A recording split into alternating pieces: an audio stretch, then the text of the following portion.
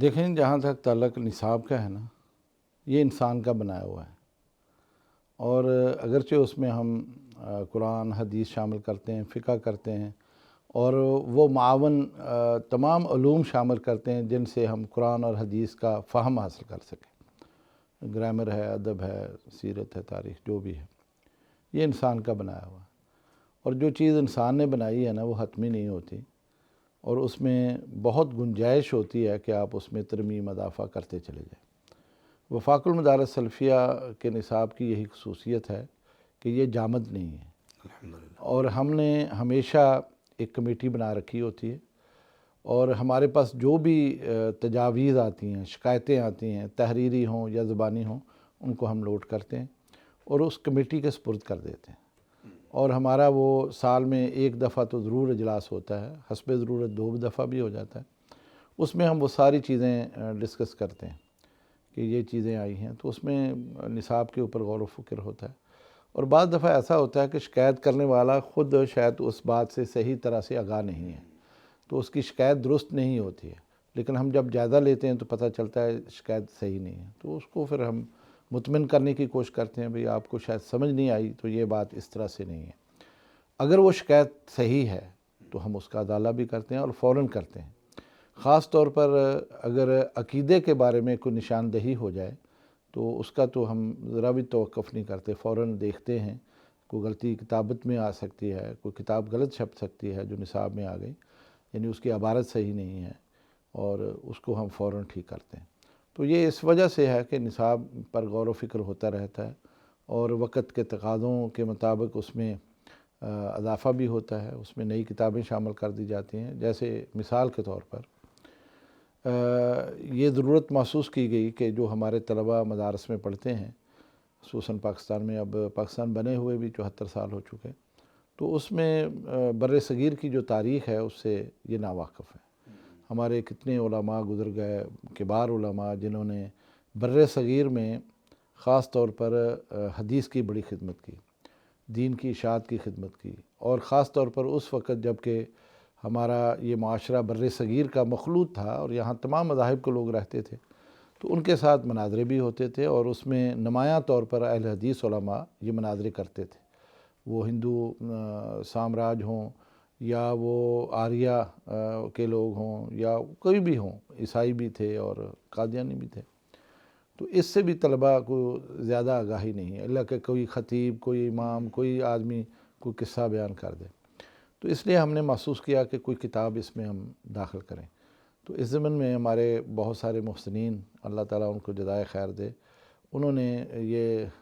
ہمیں بتایا کہ ہم یہ کتاب تیار کر کے دے سکتے ہیں۔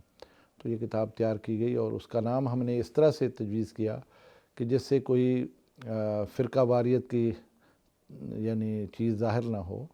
اور یہ نہ احساس ہو کہ ہم خاص مکتبہ فکر کے لوگوں کی ہی تدریس کرتے ہیں۔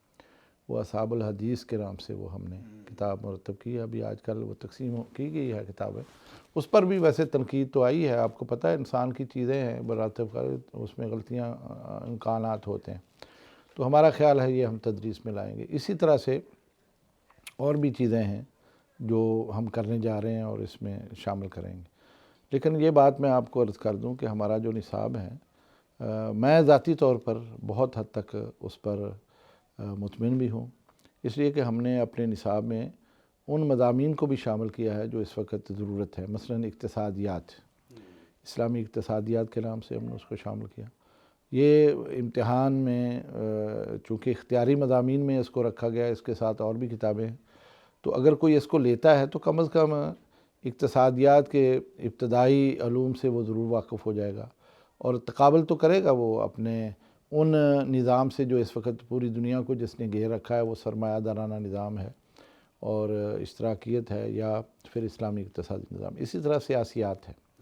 اس کو بھی ہم نے موضوع بنایا ہے، اور اس کا بھی ہم امتحان لیتے ہیں وفاق میں۔ تو موجودہ جو سیاست ہے وہ کیا ہے، اور سیاسہ شریعہ کیا ہے، اس کے درمیان بھی وہ سمجھنے کی کوشش کرے گا۔ اسی طرح تقابل دیان ہے۔ آپ جانتے ہیں کہ باقی جتنے وفاق ہیں، یہ یعنی میں کسی کی تنقید مقصود نہیں ہے یہاں، صرف ہم اپنے وفاق کی بات کر رہے ہیں، تو اس میں ہم نے تقابل دیان بھی رکھا ہے، اور یہ بڑا اہم موضوع ہے اس میں ہم طلباء کو یہ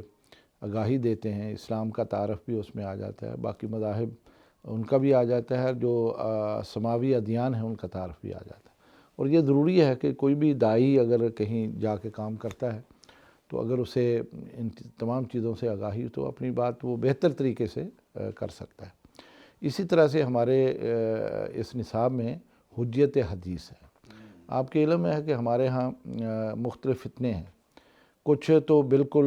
واضح ہیں کہ یہ حدیث کے منکر ہیں، کچھ منکر نہیں ہیں لیکن وہ حدیث کا اخفاف کرتے ہیں، اور ان کا جو ہے نا نقطہ نظر کچھ اور طریقے سے ہوتا ہے، اور وہ غیر محسوس طریقے سے یہ کام کرتے ہیں۔ تو کم از کم طالب علم جو ہے وہ اس موضوع کو پڑھے اور اسے حدیث کا دفاع کرنا اور اس کو ایک بطور حجت پیش کرنا، اس کا طریقہ اسے آ جائے۔ یہ ہمارے اس نصاب کی خصوصیات میں سے بات ہے۔ پھر دیکھیے جو سب سے بڑی بات ہمارے نصاب کی ہے، اہل حدیث کے بارے میں یہ کہا جاتا ہے اور یہ تاثر عام ہے پبلک میں کہ یہ فقہ کو مانتے نہیں ہیں جی، یہ فقہ کے قائل ہی نہیں ہیں، یہ ائمہ کے قائل نہیں ہیں۔ میرا خیال ہے بڑا ظلم ہے، اور شاید ہماری غلطی یہ ہے کہ ہم لوگوں کو باور نہیں کرا سکے۔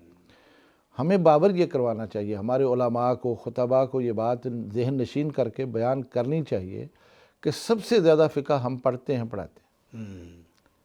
اس لیے کہ ہم فقہ مقارنہ پڑھتے ہیں جس میں تمام ائمہ ان کی آراء اس کو ہم دیکھتے ہیں، ان کی دلائل دیکھتے ہیں، ان کی حجت کو دیکھتے ہیں، اور پھر آپ کو علم ہے کہ بدایت المجتہد ہمارے اس نصاب کا حصہ ہے، اور اس میں علامہ ابن رشد آخر میں ترجیح بھی بیان کرتے ہیں اور وجہ ترجیح بھی بیان کر دیتے ہیں۔ تو طالب علم کے لیے ایک کھلا میدان ہے، وہ ان تمام دلائل کو دیکھے، اپنی ترجیح خود متعین کر لے اور دیکھے کہ کون سی چیز جو ہے دلیل کے اعتبار سے بہتر ہے۔ تو میرے خیال میں فقہ کی جتنی خدمت ہم کر رہے ہیں شاید کوئی نہیں کر رہا ہے، اپنے اپنے مخصوص دائرے میں ہیں لوگ، لیکن ہم تو واضح، اور دیکھیے یہاں چونکہ ہم بر صغیر میں رہتے ہیں، پاکستان میں رہ رہے ہیں، تو یہاں فقہ حنفی سب سے زیادہ ہے، تو ہم اسی لیے اپنے نصاب میں ہم نے ہدایہ کو رکھا ہے، وہ بھی ہم بچوں کو بالاستیاب پڑھاتے ہیں تاکہ انہیں معلوم ہو کہ حنفی فقہ کیا ہے۔ اس کے بعد پھر فقہ مقارنہ ہم پڑھاتے ہیں، اور اس سے طالب علم کے اندر وسعت پیدا ہوتی ہے، اسے پتہ چلتا ہے کہ ائمہ باقی کیا سوچتے ہیں، مسائل کیسے بیان کرتے ہیں، ان کے دلائل کیا ہیں، ان کی استنباط کا طریقہ کیا ہے۔ پھر اس کے ساتھ ہم اصول فقہ بھی پڑھا دیتے ہیں۔ تو میرے خیال میں یعنی ایک اس ماحول میں کام کرنے والے کے لیے اس سے بہتر نصاب نہیں ہو سکتا۔ ہاں، یہ دعویٰ ہمارا کبھی نہیں رہا کہ یہ پورا ہے، اس میں کمیاں اگر ہیں تو ہم دور کرنے کی کوشش کرتے ہیں۔ میرے جتنے بھی ناظرین دیکھ رہے ہیں وہ عالم ہیں یا کوئی عام آدمی بھی ہے، وہ کوئی پروفیسر بھی ہے، صاحب علم بھی ہے، تو اگر اس کے علم میں کوئی ایسی چیز ہے تو وہ ضرور ہمیں اپنی رائے سے آگاہ کرے،